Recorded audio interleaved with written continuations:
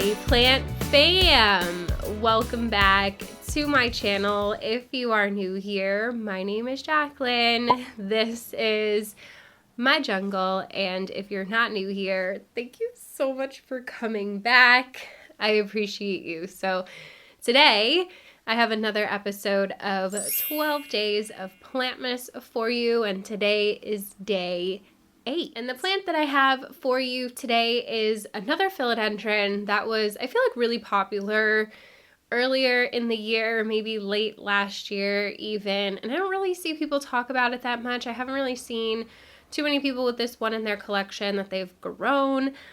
Mine's pretty slow, I'm not gonna lie, but I wanted to share with you today my Philodendron Green Congo Nuclear. So there is actually a proper botanical name for this plant. I'll leave it on screen for you because I'm gonna butcher it if I try to say it.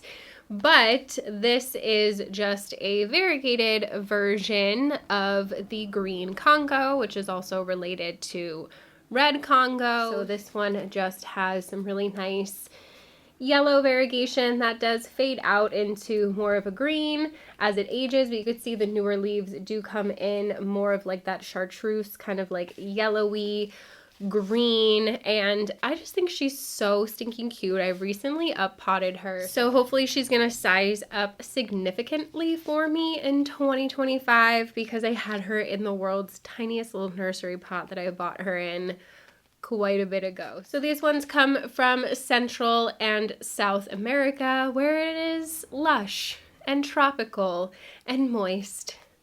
Your favorite word. So the care on this is going to be pretty much the same as all of the other aroids that come from this region and most other philodendron, honestly. So bright indirect light, it is important to remember that these grow usually on the ground. These are more like understory philodendron. They definitely grow more low to the ground, more bushy like, and they definitely, you can tell, are pretty compact. Even though some philodendron do tend to climb, these ones are self-heading, which means it's just going to continue to put leaves out in the middle here and get bushier and bushier over time. So because these are more understory plants, they want bright indirect light, or what's also referred to as dappled light, because if you think about it, they're in the shade of trees, the sun is moving around, they're never in the direct light for extended periods of time. So you want to give your plants in your home similar treatment. I grow mine under grow lights. It lives on my shelves in the plant room under the Barina T5 grow lights. So she does pretty well there. You can see her color is really nice, but I am looking forward to a bit of an upsize on these leaves. Watering for this one is going to be super similar to other aroids as well. You want to let it dry out just a little bit between waterings, but you don't want it to sit dry for too long. So I can't tell you exactly how often to water your plant because that depends on a lot of factors. So it really just comes down to paying attention to how long your plant stays wet and how long it's staying dry. And you don't want to allow it to stay dry for more than a few days. They don't like that. They live in the rainforest. They live in very lush tropical environments where they have access to a lot of moisture, just not 24/7. You don't want to waterlog them either. You will rot them. But they do have some pretty significant roots. You can't really see any in here, unfortunately, because I did just repot it, and I do like to use the clear, this one's like more translucent, pots so that I can see what's going on in here. You can still see that I watered her recently. There's still some moisture in here. So this one is pretty forgiving though, in case you haven't picked up on the theme for this series. All of these plants are very, very forgiving. None of these I would consider to be finicky or difficult to grow plants. So that is why they're some of my personal favorites. And this one is no exception. I wanted to put another philodendron on the list, but honestly, I don't have a lot of philodendron left in my collection that I really love.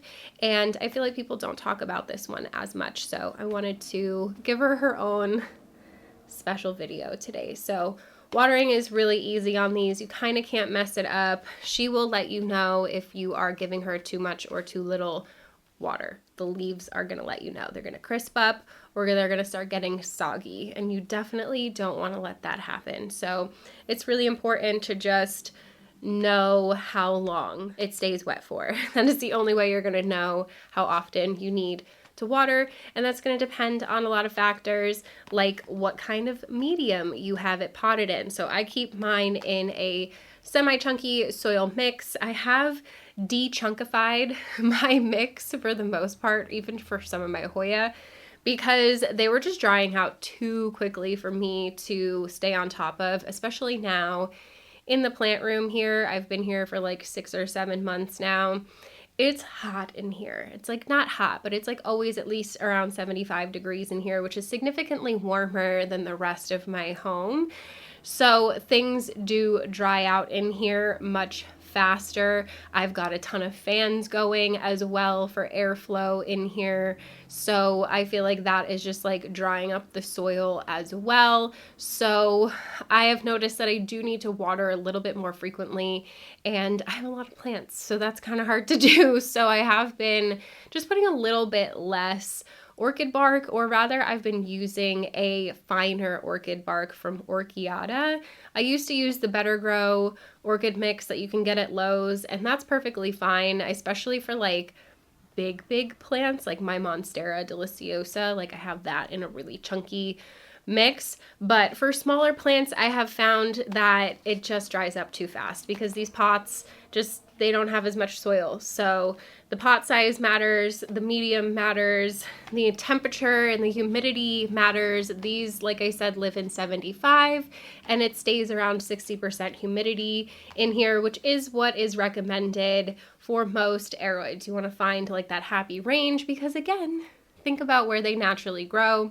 It's pretty warm, it's pretty humid, but it's not necessarily hot all the time and it's not necessarily wet all the time. So it's kind of finding that balance in your home or in your grow space, whatever you use. So a lot of people are going to tell you that you need humidity for these so that the leaves don't get stuck when they're unfurling. Philodendron have a really bad habit of leaves getting stuck when they unfurl. But I've tested this theory and I've had them in very high humidity before, and I've had the leaves still get stuck. So what I have come to conclude about philodendron is that when their leaves are on the smaller side, they just have a harder time pushing out of the sheath, and sometimes they get stuck and they break and they come out wonky, and it's really frustrating, but they do tend to grow out of it. I noticed that the bigger and the more mature my philodendron get, the less that they have an issue with the stuck leaves. Of course, if you do have a stuck leaf, you can spray it with some water, take like a moist towel or a paper towel and wrap it around. I do that with my bird of paradise. I'll literally take moist paper towels and wrap it, like pack it around the leaf, and it will eventually release. You just want to be very gentle. This one does have a new one that it's been unfurling for a while, so if she does start to like give me issues where she's just not opening up, I'll assist her just a little bit by giving her a little bit of moisture. I usually do like the paper towel method, and I'll just wrap it around and kind of squeeze the water in there gently to give the leaf a little bit of extra moisture just to unstick itself. So you might notice some dots on these leaves here, and you might think that there's, ooh, sorry, I hit the microphone.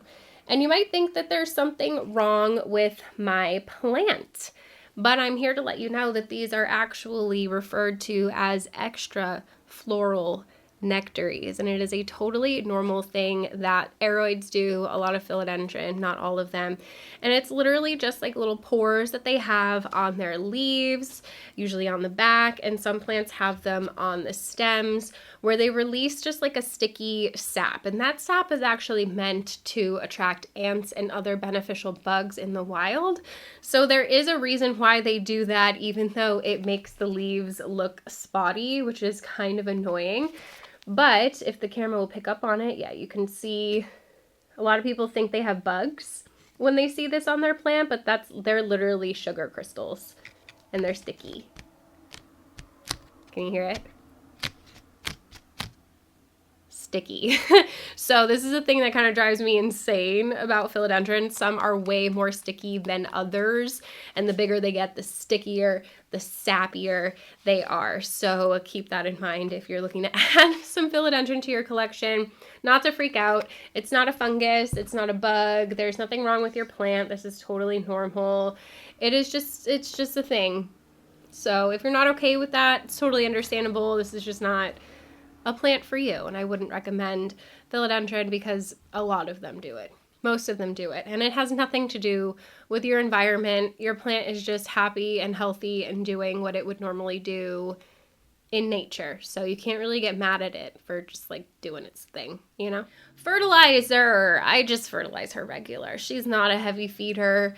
She's happy with just the usual stuff that I put in my water. I do tend to feed every time that I water my plants, but again, I'm not giving them like a harsh chemical fertilizer. I'm not giving them NPK every single time. They're getting more gentle kelp fertilizers and soil conditioners and beneficial bacteria and things along those lines to just help maintain root health and keep the leaves growing nice and strong.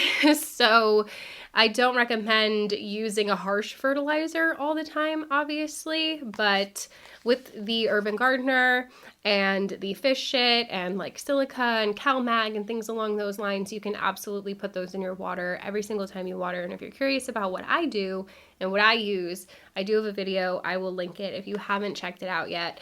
I do think that it is a pretty comprehensive overview of everything that I put in my water and why. I use all of those same products still for the most part, except for maybe 2 of them I've swapped out, but for similar products. So, and then propagating these can be a little bit trickier because they don't give you the long stems with the petioles and the nodes to cut them. So for these, I usually just wait for pups, and it will eventually give you babies out of the side of the plant, and you can separate those out. Of course, if the plant does start to get really leggy and you have a place where you can cut it, you do you, boo-boo. But with these more like self-heading type of philodendron, it is a little bit harder to propagate them because there's nowhere to cut it. All of the growth is coming from the same point on the plant. So I have to wait for little pups or little babies to sprout off of the sides, and then I can harvest those, or I have to wait for it to just get really big and leggy and have a place where I can actually cut it. There's just nowhere to cut it. So that's really it. I think that I covered everything that I wanted to about this plant. You can certainly grow this in more ambient humidity, but you're gonna wanna just keep an eye on it. This is definitely one that you might wanna keep in like a cabinet or something along those lines until it's big enough and robust enough to transition out of the higher humidity, because they're just happier when they have that extra moisture in the air. It is more like their natural environment. So that is why I think it's important. Again, I'm going to repeat myself, to know where our plants grow and where they come from so that we can try and mimic that to the best of our ability in our homes. And I don't know about you guys, but when I was a kid, I used to love going to the Rainforest Cafe because I loved the idea of being like in the rainforest with the water and the beautiful tropical plants. Now I've just literally turned my home into that. So let me know in the comments below if you guys have ever been there. Or is that just like, is it just an East Coast thing? Did you have those? They don't exist anymore, I don't think, anyway. Anyway, that is it for this video, you guys. This is the Philodendron Green Congo Nuclear. She's really, really pretty, and I definitely recommend her for your collection. You should also give this video a thumbs up. Don't forget to subscribe, hit the notification bell so you don't miss the rest of 12 days of Plantmas. And I hope you're having a beautiful day, and I also hope that I see you again tomorrow for the next one.